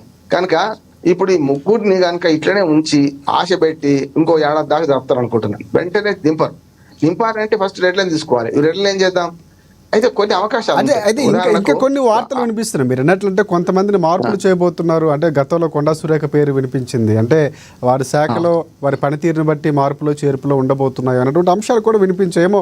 అలాంటి మార్పులు కూడా ఎక్స్పెక్ట్ చేయొచ్చు అంటారు. అంటే మీరు అన్నట్టు 3 ఖాళీలు భర్తీ చేస్తూనే అలాంటి మార్పులు ఏమైనా వ్యూహాత్మకంగా కాంగ్రెస్ పార్టీ వెళ్ళబోతుంది? మొన్ననే ఆ ప్రయత్నం చేస్తాం అనుకున్నారు, కానీ వీలు కాలే. ఇప్పుడు మహిళలు ఇద్దరే ఉన్నారు మొత్తం మంత్రివర్గంలో. నిజంగా కనీసం 33% అంటే 10కి 3, 5గురు 2 అన్నా 5 పదవులు ఉండాలి, 4 అన్న ఉండాలి కదా, లేవు కదా. కనుక ఉన్న మహిళలు తీసేస్తే రేపు పొద్దున విమర్శ పడతాయి. అవి కూడా చూసిండు. నేను అనేది కరెక్ట్. కొండా సురేఖ విషయంలో కొన్ని వివాదాస్పదంగా ఉందని చెప్పి తీసేసే ప్రయత్నం చేశారు. కానీ కొండా సురేఖకు 2 అర్హతలు ఉన్నాయి, ఒకటి బీసీ, 2 మహిళ. అంటే 2 కోటాలకి అయితే పోతుంది కదా రేపు పొద్దున, అనవసరంగా ఎందుకు వివాదం అనుకున్నట్టున్నారు. కానీ ఈసారి ఇంతకుముందు శివకుమార్ గారు చెప్పినట్టు మన విజయశాంతికి 3 అవకాశాలు ఉంటాయి. ఒకటి మహిళ, 2వది బీసీ, 3వదికి వచ్చే వరకల్లా మనకు 40 సీట్లలో విధాన మండలికి ఎవరు లేరు. అట్లాగే పెద్ద మనుషుల ఒప్పందం అప్పుడే 1956లో ఆంధ్రప్రదేశ్ కలిపేటప్పుడే ఒక పెద్ద మనుషుల ఒప్పందంలో స్పష్టంగా ఒకటి ఉంది, మొత్తం ఒక ముస్లిం మంత్రి తప్పనిసరి ఉండాలి, వాడు తెలంగాణ వాడు కావాలి. ఏది అంతకు ముందు. కనుక ఇప్పుడు తెలంగాణ వచ్చిన తర్వాత కూడా ముస్లిం మంత్రి లేని మంత్రివర్గం అంటే ఇదే అనుకుంటాను నేను. అందుకనే ముస్లిం మంత్రి లేడు వాడికి. కనుక అది నింపే అవకాశం ఉంది. అంటే సామాజిక వర్గ సమీకరణలో ముస్లిం లేడు, మన మహిళలు ఇద్దరే ఉన్నారు, ఇంకో 2 కావాల్సిన అవసరం ఉంది. బీసీలు 3కి ఆల్మోస్ట్ కల్చర్, ఇంకో బీసీ కావాలని వారు డిమాండ్ చేస్తున్నారు సామాజిక సమీకరణలో. ఇక రాజకీయ మనకు భౌగోళిక సమీకరణలో సుదర్శన్ రెడ్డి గారు కరెక్ట్ అది. ఎందుకంటే నిజామాబాద్ నుంచి దిగ్గన ఎవరు లేరు. రెడ్డి అయినంత మాత్రం జిల్లా మొత్తం ప్రాతినిధ్యం లేకపోతే ఎట్లుంటుందని ఆయన అంటున్నాడు. మల్రెడ్డి రంగారెడ్డి గారి వాదన కరెక్ట్. ఎందుకంటే 1,20,00,000 జనాభాకు మంత్రి ఉండడా అనేది ఒకటి వస్తుంది. రాజగోపాల్ రెడ్డి విషయంలో ఏమైతుందంటే అది బౌన్స్ బ్యాక్ అవుతుంది. ఎందుకంటే ఇప్పుడు అన్నదమ్ములు ముఖ్యమంత్రులు ఉన్నారు, అదే జిల్లా నుంచి 2 బ్రెడ్లు ఉన్నారు. మీరు చూడండి, చాలా సమీకరణలో అద్దెకి దయాకర్ విధాన మండలి నుంచి అన్నారు అనుకున్నారు. మన కొత్తగా ఫస్ట్ టైం ఎన్నికైంది. అంతకుముందు 2 సార్లు మనకు అక్కడి నుంచి ఓడిపోయాడు కూడా మన కిషోర్తో. మొన్న టికెట్ ఇస్తే గెలిచేది, కానీ మందుల సామ్యాలకి ఇచ్చారని గెలిచిపోయాడు. అంటే ఒక్కోసారి సామాజిక సమీకరణలు రాజకీయంగా టికెట్ రాకపోతే కూడా నష్టపోయిన సందర్భం చూసి మన ఎమ్మెల్సీ ఇచ్చారు కదా. కానీ ఇప్పుడు మందుల సామ్యాలకు కానీ అద్దెకి దయాకర్ కానీ నల్లగొండ జిల్లా ప్రాతినిధ్యం భౌగోళికంగా నష్టం చేస్తుంది. వాళ్ళిద్దరు నల్గొండ జిల్లా నుంచి ఎన్నికైన వారు. కనుక ఇవన్నీ చాలా ఉంటాయి. కానీ నేనేమంటున్నాను, అసలు ఇదంతా మనం ఉపరితల అంశాలే మాట్లాడుతున్నాం రాజశేఖర్ గారు. అసలు ఇది కాదంటున్నాను. ఈ మంత్రులు 3 ఉంటేనే 5 ఉంటే 9 మంది ఉంటాయి. నేనేమంటున్నాను, కింది స్థాయి కార్యకర్తలకు అధికారం ఉందా? శివకుమార్ గారు ఉన్నారు, వారు మొదటి నుంచి కట్టర్ కాంగ్రెస్ వాది. ఏదైనా ఒక చిన్న పదవి ఇచ్చిండ్రా? కార్పొరేషన్ పదవాన్ని ఇచ్చిండ్రా? అందుకని నేనేమంటున్నాను, ఇవన్నీ అదే మాట్లాడుతూ అంటే ఈ విభజన జరిగింది కానీ ఆ న్యాయం జరుగుతుందా జరగబోతుందా అన్నది ప్రశ్న. కాదు, ఎక్కడంటే మంత్రివర్గం 18 మంది లిమిట్ ఉంటది, కానీ లిమిట్ దాటి కూడా కొంత ఆలోచన చేస్తే రాజశేఖర్ గారు ఇప్పుడు రామచంద్ర నాయక్ డిప్యూటీ స్పీకర్ ఇచ్చారు, కరెక్ట్ అంటున్నాను కదా. అట్లానే రామచంద్ర నాయక్ ఒక సమీకరణ తీసుకొచ్చింది కదా, ఆయన నల్గొండ జిల్లాకు చెందిన ఆయన, తప్పలే మరి, సారీ ఉమ్మడి వరంగల్ జిల్లాకు చెందిన ఆయన, తప్పలే. కానీ ఇప్పుడు భౌగోళిక సమతుల్యత దెబ్బతిన్నది ఎందుకంటున్నానంటే, ఖమ్మం నుంచి 3 మంత్రులు ఉంటారు, కరీంనగర్ నుంచి 3 మంత్రులు వచ్చారు, ఇప్పుడు ఉమ్మడి మహబూబ్ నగర్ అంటే మన రేవంత్ రెడ్డి కూడా అందులో కలుపుతున్నా నేను, అక్కడి నుంచి 3 ఉన్నారు, కానీ కొన్ని జిల్లాలో ప్రాధాన్యత లేదు కదా అని దానికి వస్తుంది. అందుకనే ఇప్పుడు మంత్రివర్గాన్ని పక్కన పెడతాం, కింది స్థాయిలో కార్పొరేషన్లు ఉన్నాయి, ఆహార సలహా సంఘాలు ఉన్నాయి, నియోజకవర్గాలు అయితే 3 ఉంటాయి, దేవాలయ కమిటీలు ఉన్నాయి, ఆహార సలహా అసైన్మెంట్ కమిటీస్ ఉన్నాయి, చాలా నామినేటెడ్ పదవులు చాలా ఉన్నాయి. 1.5 year అయిపోయింది కదా, పుణ్యకాలం కాస్త గడిచిపోతుంది, ఇక ఉన్నది 3.5, 6 నెలలు ముందు ఎలక్షన్స్ వస్తాయి. రామ్మోహన్ రావు గారు ఒకసారి మీరు మాట్లాడిన అంశాలు ఏవైతే ఉన్నాయో ఒకసారి నేను శివలాల్ దగ్గరికి వెళ్దాం అనుకుంటాను. శివలాల్ గారు, అంటే కాంగ్రెస్ పార్టీలో చాలా ఒక రకంగా మీ వాణి వినిపిస్తున్నారేమో రామ్మోహన్ రావు గారు నేను అనుకుంటున్నాను. అంటే అలాంటి న్యాయం, ఎందుకంటే మొదటి నుంచి వేలు నుంచి ఉన్నటువంటి కాంగ్రెస్ పార్టీకి సంబంధించినటువంటి కోకొల్లగా ఉన్నారు నేతలు, కాంగ్రెస్ పార్టీకి సంబంధించి కార్యకర్తలుగా పనిచేస్తున్న వాళ్ళు, ఎదుగుతూ ఒక దగ్గర అక్కడ స్థానంలో ఉన్నటువంటి వారు, అలాంటి సముచిత స్థానం కల్పించాల్సిన అవసరం ఉందన్నారు. ఇందాక మాట్లాడుతూ మీనాక్షి నటరాజన్ వచ్చాక అలాంటి పరిస్థితులు రాబోతున్నాయి, సో అలాంటి పరిస్థితులు కనిపిస్తున్నాయి కాంగ్రెస్ పార్టీలో, మీరే చెప్పారు. అయితే నేను మాట్లాడిన దాంట్లో ఒకటి ఏమంటే, ఇంతకుముందు కూడా మనం ఎన్నో డిబేట్లలో సేమ్ మీనాక్షి నటరాజన్ గారు వచ్చిన తర్వాత మనం ఖచ్చితంగా ఆమె మార్క్ చూపిస్తుంది అనేది అయితే వాస్తవం. ఈరోజు బండారు రామ్మోహన్ రావు గారు చెప్పిన మాటలో నేను గతంలో కూడా మనం చెప్పింది, ఆమె ఎవరు కూడా నన్ను రిసీవ్ చేయొద్దు, నాకు ఫ్లెక్సులు పెట్టొద్దు, నేను సింపుల్ సిటీ చూపిస్తా. గతంలో ఉన్న దీపాదాస్ మున్షికి ఆమెకి చాలా తేడా ఉంది. అంతకుముందు ఆలోచిస్తే మల్లికార్జున్ ఠాకరే ఉండే, ఆయన కూడా ఒక రకంగా సింపులే ఉండే ఎలక్షన్కి బిఫోర్, తర్వాత దీపాదాస్ మున్షి గారు వచ్చిండ్రు, ఆమె కూడా సింపుల్ సిటీ ఉండే స్టార్టింగ్లో, కానీ తర్వాత ఆమెలో ఆలోచన విధానాలు ప్లస్ మన ఉన్న నాయకులందరూ కూడా మార్పులు చేర్పులు అయిపోయినాయి. కానీ ఈరోజు ఎవరైతే మీనాక్షి నటరాజన్ గారు వచ్చిండ్రో, అంటే నాకున్న అనుభవంలో ఇప్పుడు కొంచెం బండారి రామ్మోహన్ రావు గారు నాకు ఒక నిజంగా కూడా గుర్తింపులాగా ఉండి ఒక అనలిస్ట్గా ఉండి చెప్పడం కాబట్టి నేను ఇంకా కొంచెం ఓపెన్గా చెప్తున్నా. మీనాక్షి నటరాజన్ గారు ఎవరైతే ఉన్నారో, నాయకులతోనే సమీక్ష కాకుండా కింది స్థాయి కార్యకర్తలు, సెకండ్ లైన్ లీడర్షిప్, ఆ తర్వాత డివిజన్ వారీగా వచ్చైనా సరే పిలిపించుకొని అయినా మాట్లాడాలి ఆమె. ఎందుకంటే నాయకులు పోయేసరికి లేకపోతే కాన్స్టిట్యున్సీ ఇన్ఛార్జీలు పోయేసరికి వాళ్ళు ఎక్కడైనా పార్టీ గురించి మేము చెప్పినంత గ్రౌండ్ రియాలిటీ చెప్పరు. ఎందుకంటే గ్రౌండ్ రియాలిటీ మాకు తెలుసు. గత 42 సంవత్సరాల నుంచి నేను పార్టీలో ఉన్నా అని చెప్పి కూడా నేను గతంలో కూడా చెప్పడం జరిగింది, ఇప్పుడు కూడా. కానీ ఏమంటే గాడ్ ఫాదర్ కావాలా, లేకపోతే డబ్బులు కావాలా, ఇన్నేళ్ల నుంచి పార్టీలో పనిచేసి మళ్ళీ గాడ్ ఫాదర్ అనుకుంటూ పోతే, గాడ్ ఫాదర్ అనుకున్న వాళ్ళందరినీ కూడా గతంలో పీజీఆర్ అనుకున్నాం, రాజశేఖర రెడ్డి గారు అనుకున్నాం, శశిధర్ అనుకున్నాం, తర్వాత అంజన్ కుమార్ యాదవ్ అనుకున్నాం. ఇట్లా చెప్పుకుంటూ పోతే నేను సిటీలో ఉన్న క్యాండిడేట్ కాబట్టి సనత్ నగర్ నియోజకవర్గంలో ఉంటా. వచ్చిన వాళ్ళని అందరినీ మనం వాళ్ళని ప్రసన్నం చేసుకోవాలంటే ఇంకా మన పుణ్యకాలం కూడా గడిచిపోతుంది. ఇది పరిస్థితి జరిగింది. సో రాజశేఖర రెడ్డి తిరిగినప్పుడు రాజశేఖర రెడ్డి అని మార్క్ పడింది, అంతకుముందు పీజీఆర్తో తిరిగితే పీజీఆర్ అని మార్క్ పడింది, అంజన్ కుమార్ యాదవ్తో ఉంటే అంజన్ కుమార్ యాదవ్ మార్క్ పడింది, ఇట్లా నాగేందర్, అట్లా ఎవరైతే వాళ్ళు పార్టీలు మారుతున్నారు, కానీ మేము మటుకు అక్కడే ఉండడం జరిగింది. ఇప్పుడు ఈరోజు శశిధర్ రెడ్డి కూడా సనత్ నగర్లో ఒక ఛాలెంజింగ్ రావడం జరిగింది. 92లో ఆయన వచ్చి ఖచ్చితంగా 25 సంవత్సరాలు నేను ఇక్కడ ఉంటాను, నన్ను ఎవడు కూడా ఇక్కడికే జడపలేడు అని చెప్పి ఛాలెంజ్ చేసిన రోజులను కూడా మేము చూసినాం. అప్పుడు మేము యంగ్ ఏజ్, ఫిర్బీ ఆయనకు కూడా చెప్పి మాట్లాడితే మా టాలెంట్ గుర్తు చేసిండు. మనకు ఎంత మర్యాద ఇవ్వాలనో అంతే ఉండే, మనం కూడా లిమిట్గానే ఉన్నాం. కానీ యాక్టివిటీల మటుకు పార్టీ ఏదైతే ప్రోగ్రామ్స్లో కానీ, లేకపోతే ధర్నాలు కానీ, లేకపోతే యాంటీ పీపుల్స్ పాలసీ ఏదైతే ఉందో దాని మీద బాగా అటాక్ చేయడం జరిగింది. కానీ అప్పట్లో కొన్ని జాగాలలో వాళ్ళు స్వేచ్ఛ ఇవ్వకుండా వీళ్ళని ఫ్రీడమ్ వదిలితే వీళ్ళు ఇంకా బాగా బయటికి వస్తారనే రకంగా కూడా పైకి ముందుకు రానియలేదు ఎక్కడ కూడా. ఇప్పుడు ఈ 3-3.5 సంవత్సరాల నుండే నేను కూడా లైవ్ డిబేట్లకు రావడం జరిగింది. ఇంత నాలెడ్జ్ పెట్టుకొని కూడా ఆ స్థాయికి తీసుకురావడానికి ఎవరు కూడా సిటీ నాయకులు ఎవరు చేయలేదు. డిస్టిక్లలో లేకపోతే అక్కడ మటుకు నాయకులని కొంచెం ప్రోత్సహిస్తారు కాబట్టి వాళ్ళు రాగానే రిసీవింగ్ కూడా బాగుంటుంది. ఇక్కడ సిటీలోకి వచ్చేవరకు చాలా మటుకు తక్కువ ఎమ్మెల్యేలు నేను అనుకుంటా రిసీవింగ్ చేసేటోళ్ళు. సిటీలో మొత్తం అందరికందరు కూడా ఒక రకంగా తోపుకానలే, ఎవరి కాళ్ళు నేనెంత అనే రకంగా ఉంటారు కాబట్టి అది కొంచెం తక్కువ ఉంది. కాబట్టి నేనేమంటున్నా అంటే ఎవరినైనా సరే, ఇప్పుడు గతంలో కూడా ఒక్క ఫ్యామిలీకి ఒకటే టికెట్ ఇవ్వాలా, మిగతా వాళ్ళకు మాలాంటి వాళ్ళకు సెకండ్ లైన్ లీడర్షిప్కి కూడా అవకాశం ఉంటుందని చెప్పడం చెప్తే చింతన్ సభలో తీసుకొని 2014 కానీ 2018 కానీ ఒకటే టికెట్ ఇచ్చిండ్రు. ఉత్తమ్ కుమార్ రెడ్డి పద్మావతి గారికి ఇద్దరికే 2 టికెట్లు వచ్చినాయి. మిగతా వాళ్ళకి అందరికీ కూడా ఒకటి టికెట్ వచ్చింది తెలంగాణ సపరేట్ అయినాక కూడా. కానీ నేను ఇచ్చింది మటుకు ఉమ్మడి ఆంధ్రప్రదేశ్లో ఇచ్చినప్పుడు రైట్ ఓకే అని చెప్పి నాకు హైకమాండ్ ఉల్టా రిప్లై లెటర్స్ పంపించడం జరిగింది. మీరు మంచి సూచన సలహాలు తీసుకొచ్చిండ్రు, మీరు ఇట్లనే చేయండి అని. ఈవెన్ రాహుల్ గాంధీ గారు కూడా నేను ఒక 3 పేజెస్ రాస్తే 4 లైన్లలో నన్ను ప్రశంసిస్తూ పంపించడం జరిగింది. ఇటువంటివి ఉన్నాయి. అంటే అది ఎప్పటి మాట 2012 మాట, ఈరోజు 2025. ఇన్ని సంవత్సరాలైన తర్వాత రాజీవ్ గాంధీ నుంచి కానీ సోనియా గాంధీ కానీ అప్పట్లో ఉన్న హైకమాండ్లతో ప్రశంసలు వచ్చినప్పటికి కూడా ఇంకా కూడా మనల్ని గుర్తించలేరు, పక్కదారులకి వస్తారు, బ్యాక్ డోర్ వచ్చిన వాళ్ళకే ఇస్తామంటే ఇంకా మనం ఏం చేయలేం కాబట్టి సైలెంట్గానే ఉండడం జరిగింది. నేను ఇప్పుడు మన లైవ్ డిబేట్లో కొంచెం చనువు తీసుకొని బహుశా నేను ఇంకా ఓపెన్గా చెప్పిన అనుకుంటా. ఇప్పుడు ఎవరైతే మీనాక్షి నటరాజన్ గారు ఉన్నారో పెద్దలనే కాకుండా సెకండ్ లైన్ లీడర్షిప్, ఇప్పుడు ఇన్ఛార్జీలనే కలుస్తా, లేకపోతే ఎమ్మెల్యేగా నిలబడి ఓడిపోయిన వాళ్ళని కలుస్తా, ఎంపీలను కలుస్తా, లేకపోతే ఎంపీగా నిలబడి ఓడిపోయిన వాళ్ళని కలుస్తా అంటే మటుకు వాళ్ళ ఇచ్చే గ్రౌండ్ రియాలిటీ వేరు ఉంటుంది. మా సొంటోళ్ళ దగ్గర తీసుకున్న గ్రౌండ్ రియాలిటీ వేరే ఉంటుంది. మేమేమో ప్రతిసారి ఆపోజిషన్ పార్టీలను కానీ లేకపోతే మీలాంటి అనలిస్టులతో కానీ మేము లైవ్ డిబేట్లలో పార్టీని సేవ్ చేస్తూ మొత్తానికి పార్టీ ప్రతిష్ట ఎక్కడ కూడా దెబ్బతినకుండా మేము కాపాడుతున్నాం. కానీ మొత్తానికి ఎవరికైతే నాలెడ్జ్ లేదో లేకపోతే సపోర్టర్ ఉండో గాడ్ ఫాదర్ ఉండో అటువంటి వాళ్ళకి అవకాశం ఇస్తారు. అవి కొంచెం ఆలోచిస్తే బాగుంటుందని చెప్పి, ఎందుకంటే కాంగ్రెస్ పార్టీలో ఇప్పుడు ఏదైతే రాజకీయంగా ఏదైతే సమీకరణాలు జరుగుతున్నాయో న్యాయపదంగా పార్టీకి అంకిత భావంతో పనిచేస్తామంటున్నారో వాళ్ళకి మటుకు ఖచ్చితంగా ఇంకా కూడా పదవులు రాలేదనేది నా ఉద్దేశంలో.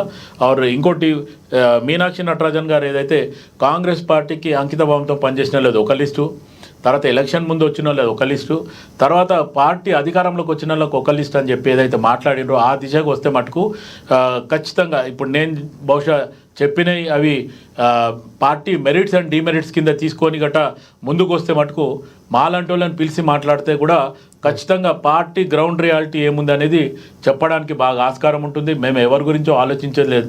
ఆల్మోస్ట్ ఆల్ 42 ఇయర్స్ పార్టీలో ఉండి కష్ట నష్టాలు అన్నీ చూడడం జరిగింది. పార్టీ అధికారంలో ఉన్నా లేకున్నా పార్టీకే పనిచేస్తున్నాం. ఇటువంటి వాళ్ళని నేను ఒక్కనే కాదు, నాలాగా చాలామంది ఉన్నారు. అటువంటి వాళ్ళని గుర్తించండి అని చెప్పి నా విన్నపం. Thank you. Right. Rammohan Rao గారు ఏమంటారు? అంటే ప్రధానంగా మీరు అనుకున్నటువంటి వాణి ఒక రకంగా మీ శివలాల్ గారు లాంటి చాలామంది వాణి మీరు వినిపించారు, ఆయన ఇప్పుడు ఒక రకంగా చెప్పారు. సో దీనికి అంటే కాంగ్రెస్ పార్టీ ఎలా ముందుకు వెళ్తే బాగుంటుంది అంటారు? ఆమె మన మీనాక్షి నటరాజన్ గారు రాగానే కొన్ని పెట్టింది. 2014 ముందు వచ్చినట్టు ప్రిఫరెన్స్ ఇద్దా అని చెప్పి. నేనంటే మీ ముఖ్యమంత్రి పనికిరాడమ్మా 2017 వచ్చింది కదా అన్న. కానీ ఆ మధ్యన ఏమైంది, మళ్ళీ 2017 టార్గెట్ తీసుకున్నారు. నా వాణి ఎప్పటి నుంచి కూడా కాంగ్రెస్ పార్టీలో కూడా ఏ పార్టీలో కానీ 2వ తరం 3వ తరం నాయకులు అంటే కింద పల్లకి మోసి బోయిలుగా ఎన్ని రోజులు ఉండాలి. ఇందాక శివలాల్ గారు మాట్లాడుతూ కూడా మోసేవారు కార్యకర్తలు అలాగే ఉంటున్నారు, నాయకులు మారుతున్నారు కానీ వీరు మారట్లేదు. వీళ్ళే స్టాండర్డ్ అసలు యాక్చువల్గా ఈ ఇంటి మీద కాకి ఆ ఇంటి మీద వాడకుండా కార్యకర్తలు కాపాడుతుంటే, కార్యకర్తలు పార్టీని కంచుకోటలా కాపాడుతుంటే, పార్టీ కార్యకర్తలకు విలువే లేకుంటే ఏ పార్టీ, ఈ ఒక్క పార్టీ కాదు చాలా పార్టీలు అదే ఫిరాయింపుదారులకు అప్పటికప్పుడు వచ్చిన కదా. ఇప్పుడు వివేక్ మంత్రి పదవి రావద్దు లెక్క అయితే. నేను ఆయన శత్రువుని కాదు, ఆయన మీద కోపం లేదు. కానీ లెక్క ప్రకారం నిన్నగాక మొన్న వచ్చిన వాళ్ళకి మంత్రి పదవి ఇచ్చి మొదటి నుంచి మంత్రి పదవి లేకపోతే మంత్రి రంగారెడ్డి కోపం రాదా? ఆయనది పోలే కదా. అంటే ఇట్లా చాలా మంది, సుదర్శన్ రెడ్డి గారు మొదటి నుంచి కాంగ్రెస్ ఆయన ఎక్కడ పోలే, మరి అటువంటి కోపం రాదా? జీవన్ రెడ్డి గారు అయితే బహిరంగంగా చెప్తున్నారు. జీవన్ రెడ్డి గారిని పూర్తిగా అన్యాయం చేస్తున్నారు కదా మన జగిత్యాల జీవన్ రెడ్డి గారు కదా. నా మిత్రుడు అడ్వకేట్, మా కోర్టు వాళ్ళకు చాలాసార్లు జగిత్యాల పోయినప్పుడు నా గజ్వేల మా కోర్టులో కలిసిపోయేటోడు. నేనేమంటున్నానంటే ఇట్లాంటి వాళ్ళు కట్టరు పార్టీ కాటర్ ఏమవుతుంది. అందుకనే ఇంకొకటి అంటే మైనార్టీకి సంబంధించి హైదరాబాద్ ప్రాధాన్యత మీరు అన్నట్లు ఇవ్వలేదు. కంటోన్మెంట్ నుంచి శ్రీ గణేష్ గెలిచారేమో వస్తుందేమో అనుకున్నారు కానీ ఆయన మొదటిసారి గెలవటం ఆయనకున్నటువంటి సమీకరణలు ఇవ్వకపోవచ్చు. హైదరాబాద్కి ఇవ్వాల్సిన ప్రాధాన్యత ఒక రకంగా కాంగ్రెస్ పార్టీ ఇవ్వకపోతే ప్రభావాలు ఎలా ఉండే అవకాశం కనిపిస్తుంది? మీరు అన్నట్లు మైనార్టీకి సంబంధించి అంటే అలీఖాన్కి ఎమ్మెల్సీ అలీఖాన్కి కూడా పేరు వినిపించింది ప్రధానంగా. సో అది కూడా ఎక్కడ నిజం కాదు. షబ్బీర్ అలీ గెలిస్తే రాజశేఖర్ గారు షబ్బీర్ అలీ గారు గెలిస్తే ఆయనకు వచ్చే అవును. కానీ ఏమైంది, కామారెడ్డిలో సుందాలు మల్ల యోధులు పోటీ పడ్డారు. ఇద్దరు మాజీ అప్పటిగా ముఖ్యమంత్రి కేసీఆర్ గారు, కాబోయే ముఖ్యమంత్రి అన్నట్టు రేవంత్ రెడ్డి, ఇద్దరి మధ్య ఇంకొకరికి ఇచ్చారు. వాళ్ళకి అర్థమైంది వీళ్ళు ఇద్దరిని ఎవరు గెలిపించినా ఆయన గజ్వెల్ ఇడిచిపెట్టాడు, ఈయన కొడంగల్ ఇడిచిపెట్టాడు, అనవసరం గెలిపించి ఉప ఎన్నికలు ఏం తెచ్చుకుందామని చెప్పి తెలంగాణ ప్రజలు తెలివి కాదు, చాలా విజ్ఞతతో వచ్చిండ్రు. ఈయన అయితే ఉంటాడు, వాళ్ళిద్దరు పోతారని చెప్పి. అయితే ఏమైందంటే అక్కడ షబ్బీర్ అలీ నిలబడి గెలిస్తే ఆ షబ్బీర్ నిలబడితే గెలుస్తుండే, ఆయనకి ఇవ్వలే కనుక ఇప్పుడు ఆయన సలహాదారుడే ఉన్నారు. కనుక మీరు అన్నట్టు ఎమ్మెల్సీలో ముస్లింకి ఇవ్వాల్సిన అవసరం వస్తుంది, ఇంకొక మహిళ గ్యారెంటీ ఇవ్వాల్సి వస్తుంది ఒకరికన్నా. అందులో విధాన మండలిని తీసుకుంటే వీళ్ళిద్దరికి విజయశాంతికి ఇద్దరికి అవకాశం ఉండదు అంటున్నాడు. ఈ కేవలం ఈ మీది ఒకటి అవసరం లేదంటున్నా. మీనాక్షి నటరాజన్ కేవలం ఇప్పుడు వీళ్ళే రాజశేఖర్ గారు ఈ 100 మందే కదా ఇటు నుంచి అటు నుంచి ఇటు ఫిరాయింపు చేసినా ఇంట్లో ఉన్నా అంటున్నా వీళ్ళే కదా. ఈ 100 మందితో రాజకీయం మొత్తం అంతా రాష్ట్ర రాజకీయం 100 మందేనా, మీద వాళ్ళు లేరా అంటే చాలా మంది ఉన్నారు కదా. ఇప్పుడు ఇంకోటి కాంగ్రెస్ పార్టీ అభిమానులు, సానుభూతి పరులు, ఓటర్లు ఫిక్స్గా 20% ఎప్పుడైనా ఉంటారు. మీరు పార్టీ అధికారంలో ఉన్నా లేకున్నా ఉంటారు. ఒక ఉదాహరణ చెప్తాం, మా పెద్దనాన్న బతికి 93 ఏళ్ళకి చనిపోయింది ఆయన, 97 ఏళ్ళకి చనిపోయింది ఆయన, 100 ఏళ్ళకి ఇంకా. అటువంటిది నేను లోక్సత్తా నుంచి నా అభ్యర్థికి నిలబడ్డా నాకు ఏలే ఓటు కాంగ్రెస్ వేసిండు ఆయన. కాంగ్రెస్ మీరు కుటుంబం ఉంటుంది అది. కనుక అట్లాంటి వాళ్ళు 20-30%, 20-20% ఉన్నారు. వద్దన్న ఒక 10% పెరిగితే కాంగ్రెస్ గెలుస్తుంది, 10% తక్కువైతే కాంగ్రెస్ ఓడిపోతుంది కదా. అంటే ఈ రోజు విజయం కూడా ఒక రకంగా అలాంటి ఒక బేస్ ఉంది కాబట్టి, కార్యకర్తలు ఆ బేస్లో ఉన్నారు కాబట్టి ఈరోజు గెలవగలిగింది. అందుకని చేయి గుర్తు అనే పేరు అన్నాడు, కారెట్ల గుర్తున్నా, ఆవుదూడు ఉన్నా, చేయి ఉన్నా. రామ్మోహన్ రావు గారు, ఫైనల్ గా పూర్తి స్థాయిలో కాంగ్రెస్ పార్టీ ఇంకా సామాజిక న్యాయంగా ముందుకు వెళ్ళాలి. ఇందాక రాజశేఖర్ గారు ఒక్క మాట చెప్పు, ఒకటే మాట. ఎందుకంటే సామాజిక సమీకరణల విషయంలో ఇప్పటికి కూడా కింది స్థాయి కార్యకర్త అన్యాయం జరుగుతుంది, న్యాయం జరుగుతలేదు.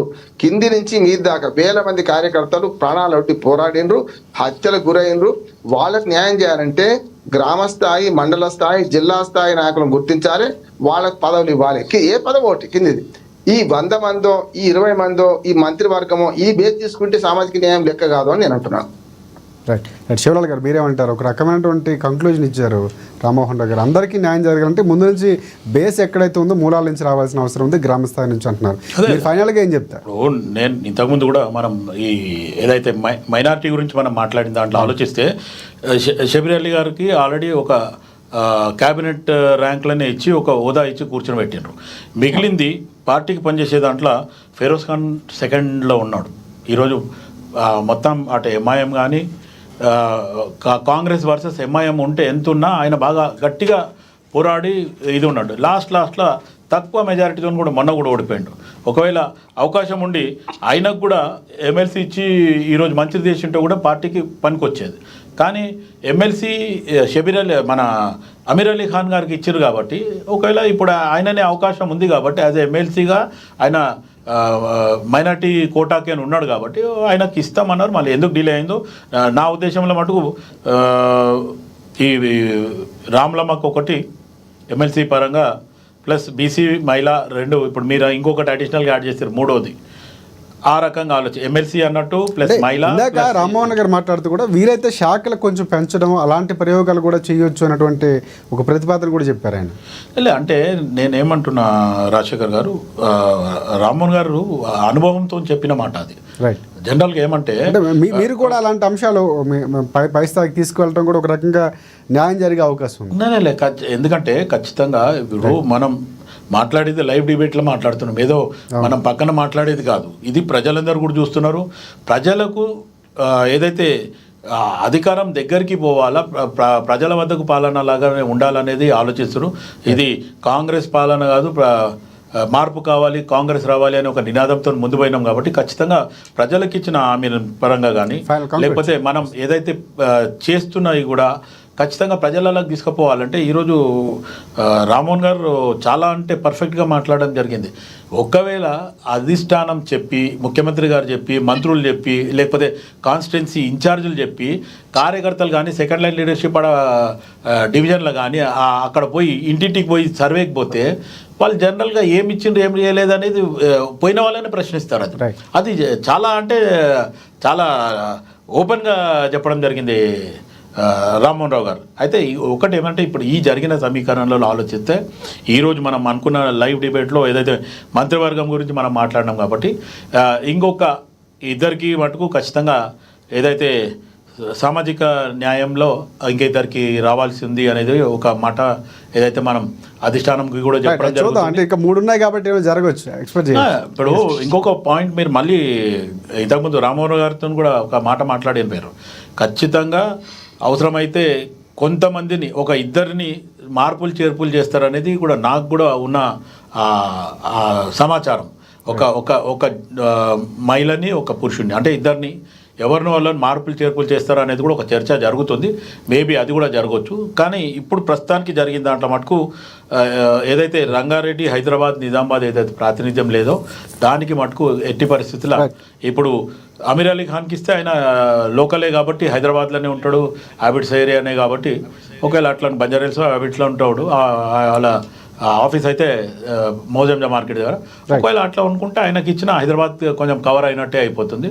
ఇక మిగతా ఏం జరుగుతుంది అనేది ఇంకోటి ఒక ఫైనల్ సూచన ఏంటంటే పార్టీలో నిజంగా కూడా ఏదైతే ఖచ్చితంగా కష్టపడిన వారికి ఇస్తా అని చెప్పి మీనాక్షి నటరాజన్ గారు అన్నారు కాబట్టి నేను ఏదైతే సూచన సలహాలాగా నేను చెప్పిన దాన్ని బట్టి కూడా పాటించాలని చెప్పి కోరుకుంటాను. రైట్, థ్యాంక్ యూ శివలాల్ గారు చర్చలో పాల్గొన్నందుకు ప్రత్యేకంగా ధన్యవాదాలు రామ్మోహన్ రావు గారు. చూద్దాం అంటే మీరు అన్నట్లు అలాంటి న్యాయం కూడా జరగాలని కోరుకుందాం. ప్రత్యేకంగా ధన్యవాదాలు మీ ఇద్దరికి కూడా. చూద్దాం అంటే కాంగ్రెస్ పార్టీ ఇక్కడ సామాజిక సమీకరణాలు గతం కంటే ఈసారి భిన్నంగా వెళ్ళింది. ఎప్పుడూ లేనట్టుగా ఈసారి ఎస్సీలకు 4 స్థానాలు కేటాయింపడం అనేది ఒక రకంగా ఒక చరిత్ర అని చెప్పుకోవచ్చు కాంగ్రెస్ పార్టీకి సంబంధించి. ముందు నుంచి బడుగు బలహీన వర్గాలకు దన్నుగా ఉన్నటువంటి పార్టీగా కాంగ్రెస్ పార్టీ ఉందన్నటువంటి చెప్తున్న నేపథ్యంలో ఇప్పుడు అది కనిపిస్తుంది. చూద్దాం భవిష్యత్తులో మిగిలినటువంటి 3 శాఖలు ఏవైతే ఉన్నాయో 3 స్థానాలు అవి ఎలా భర్తీ చేయబోతున్నారు. శాఖలకు సంబంధించి కేటాయింపు కూడా చాలా కీలకం కాబోతుంది. అనుభవాలు చేయాల్సినటువంటి వారి యొక్క విధి విధానాలకు సంబంధించి కూడా పరిశీలన చేసి శాఖలు కేటాయిస్తారు కాబట్టి అవి కూడా చాలా కీలకం కాబోతున్నాయి. ప్రధానంగా ఇప్పుడున్నటువంటి కింది స్థాయిలో ఉన్నటువంటి వారికి కార్యకర్తలకి కాంగ్రెస్ పార్టీ చూడాల్సిన అవసరం ఉంది. అంటే సామాజిక న్యాయం ఒక రకంగా జరిగితే కింది స్థాయిలో ఉన్న వారికి కూడా న్యాయం చేయాల్సిన అవసరం ఉంది. ముందు నుంచి ఉన్నటువంటి వారికి అన్నటువంటి ప్రతిపాదన ప్రధానంగా మనకి ఈరోజు చర్చలో వినిపిస్తుంది. కాంగ్రెస్ పార్టీ ఆ దిశగా వెళ్ళాలని కోరుకుందాం, అలాంటి న్యాయం జరగాలని కూడా కోరుకుందాం. ఇది వాళ్ళ డిబేట్ పాయింట్.